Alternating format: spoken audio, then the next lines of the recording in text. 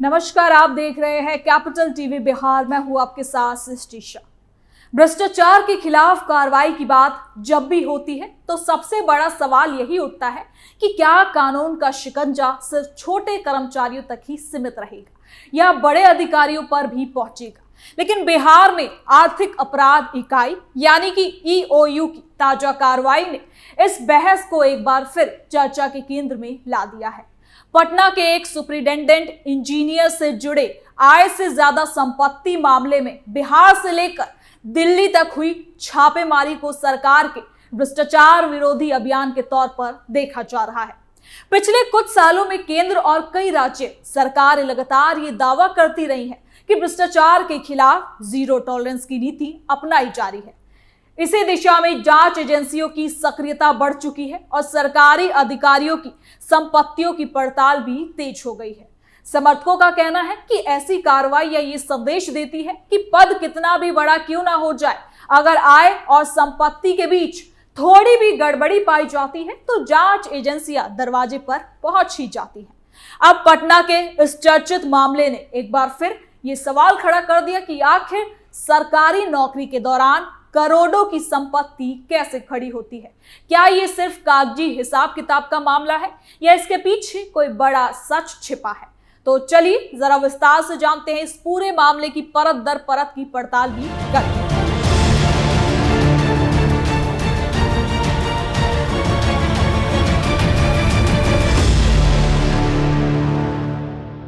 बिहार में भ्रष्टाचार और आय से ज्यादा संपत्ति के मामलों पर कार्रवाई लगातार जारी है। इसी कड़ी में आर्थिक अपराध इकाई यानी कि ईओयू ने पटना के एक सुपरिटेंडेंट इंजीनियर के खिलाफ बड़ी कार्रवाई की। मामला भवन निर्माण विभाग से जुड़े अधिकारी पवन कुमार से जुड़ा हुआ है, जिन पर आय से ज्यादा संपत्ति रखने का आरोप लगाया गया है। इस मामले में ईओयू की टीम ने बिहार से लेकर दिल्ली और आसपास के इलाकों तक कई ठिकानों पर एक साथ छापेमारी की है। आपको बता दें कि जांच एजेंसी की इस कार्रवाई के बाद सरकारी विभागों में भी हलचल तेज हो गई, क्योंकि मामला सिर्फ एक अधिकारी की संपत्ति का नहीं बल्कि इस बात की जांच का है कि आखिर एक सरकारी अधिकारी की आय और उसकी संपत्ति के बीच इतना बड़ा अंतर कैसे आया। ईओयू अब इसी सवाल का जवाब तलाशने में जुटी है। तो आइए इस रिपोर्ट में जानते हैं कि क्या कुछ खुलासे हुए हैं। सुपरिटेंडेंट इंजीनियर पर ईओयू का शिकंजा, बिहार से दिल्ली तक छापेमारी, इंजीनियर की करोड़ों की संपत्ति की जांच। आय से ज्यादा संपत्ति के मामले में किसी भी अधिकारी के खिलाफ कार्रवाई तब शुरू होती है जब उसकी डिक्लेयर्ड इनकम और उसके नाम पर मौजूद संपत्तियों में बड़ा अंतर दिखाई देता है। इसके बाद जांच एजेंसियां संपत्ति के सोर्स, बैंक खातों, जमीन जायदाद और निवेश की पूरी जानकारी जुटाती है। सुबह सुबह कई ठिकानों पर पहुंची ईओयू की टीम। बताया जा रहा है कि ईओयू की टीम ने एक साथ कई जगहों पर कार्रवाई शुरू की। इस छापेमारी में पटना समेत कई जगहों पर मौजूद संपत्तियों और डॉक्यूमेंट्स की जांच की गई। जांच एजेंसी की टीम ने अधिकारियों से जुड़े परिसरों में पहुंचकर दस्तावेजों को खंगाला। इनमें जमीन से जुड़े कागजात, बैंक रिकॉर्ड, निवेश से जुड़ी जानकारी और कई पैसों के लेन देन वाले कागजात की जांच की गई है। छापेमारी का मकसद ये पता लगाना था कि अधिकारी की संपत्ति कहाँ है और उसकी खरीद के लिए पैसा कहां से आया। ईओयू की जांच में करीब 3 करोड़ 39 करोड़ रुपए की आय से ज्यादा संपत्ति का मामला सामने आया है। हालांकि जांच पूरी होने के बाद ही इसकी पूरी स्थिति भी साफ होगी कि संपत्ति का एक्चुअल अमाउंट आखिर कितना है और इसमें कौन कौन से सोर्स भी शामिल है। बिहार से दिल्ली तक फैली जांच। इस मामले की खास बात ये रही कि जांच का दायरा सिर्फ पटना तक सीमित नहीं रहा। ईओयू ने बिहार के अलावा दिल्ली और कई जगहों पर भी जांच की है। जांच एजेंसी ये पता लगाने की कोशिश कर रही है कि क्या अधिकारी ने अपनी नौकरी के दौरान ऐसी संपत्तियां बनाई हैं जिनका हिसाब उनकी आधिकारिक आय से मेल नहीं खाता।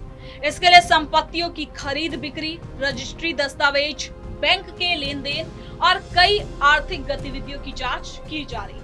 कई बार ऐसे मामलों में संपत्ति किसी दूसरे व्यक्ति के नाम पर खरीदी जाती है, इसलिए जांच एजेंसियां इससे जुड़े लोगों और लेन देन की भी पड़ताल कर रही है। सरकारी अधिकारी की संपत्ति पर उठे सवाल। सरकारी नौकरी में बैठे अधिकारियों से उम्मीद की जाती है कि वो पूरी पारदर्शिता के साथ काम करें।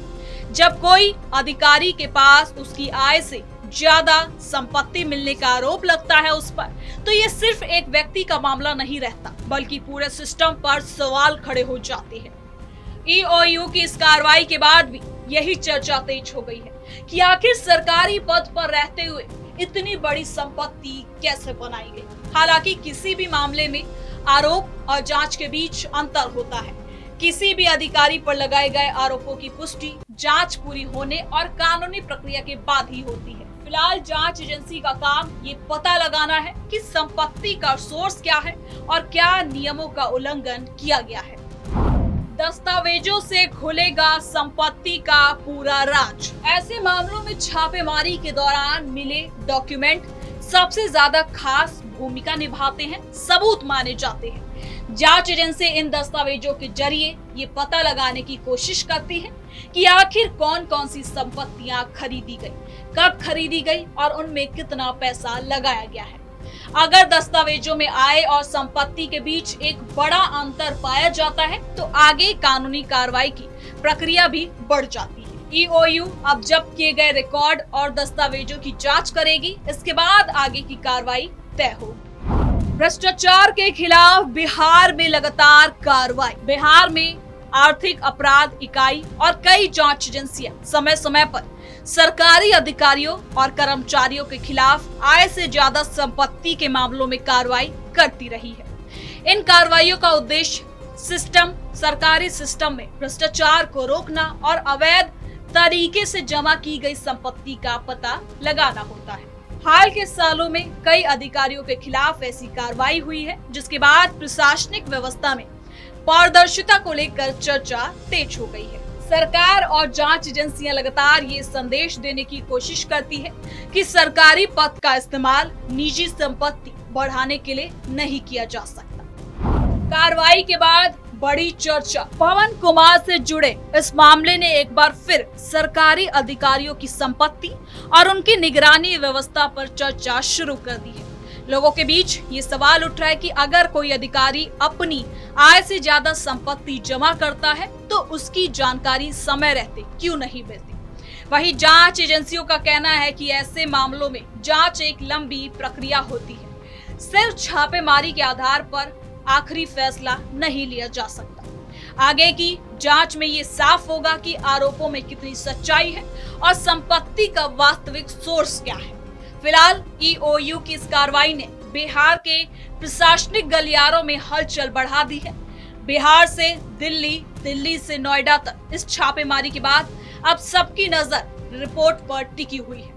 जैसे जैसे डॉक्यूमेंट्स की जांच आगे बढ़ेगी, वैसे वैसे इस मामले से जुड़े कई सबूत सामने आएंगे। फिलहाल इतना तय है कि आय से ज्यादा संपत्ति के मामलों में जांच एजेंसियों की सख्ती लगातार बढ़ रही है और सरकारी अधिकारियों की संपत्ति अब पहले से ज्यादा निगरानी के दायरे में है। तो इस पूरे मामले का सबसे बड़ा सवाल ये है कि आखिर सरकारी व्यवस्था में पारदर्शिता और जवाबदेही को कैसे और मजबूत किया जाए।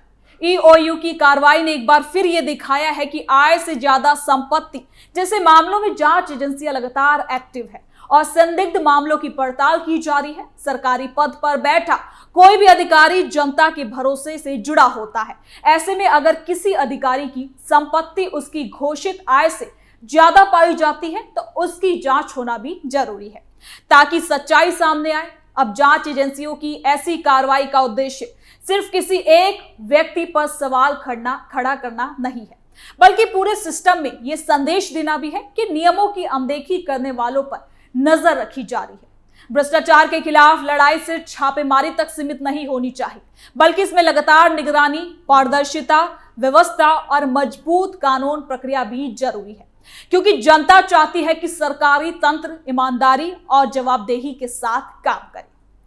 फिलहाल पवन कुमार से जुड़े मामले में जांच जारी है। छापेमारी के दौरान मिले डॉक्यूमेंट्स और संपत्तियों की जांच के बाद आगे की तस्वीर भी साफ होगी। अगर जांच में आरोप सही साबित होते हैं तो कानूनी प्रक्रिया के तहत आगे भी कार्रवाई बढ़ेगी और अगर कोई सबूत अलग नजर आता है तो वो भी उस पर जांच होगी। लेकिन इस कार्रवाई ने इतना जरूर साफ कर दिया है कि भ्रष्टाचार के मामलों में जांच एजेंसियों की नजर अब बड़े पदों पर बैठे लोगों पर भी टिक रही है। यानी कि आने वाले समय में इस मामले से जुड़े और कौन कौन से खुलासे सामने आ सकते हैं, इस पर अब सबकी नजर बनी हुई है। तो फिलहाल के लिए इस खबर में इतना ही। देखते रहिए कैपिटल टीवी बिहार।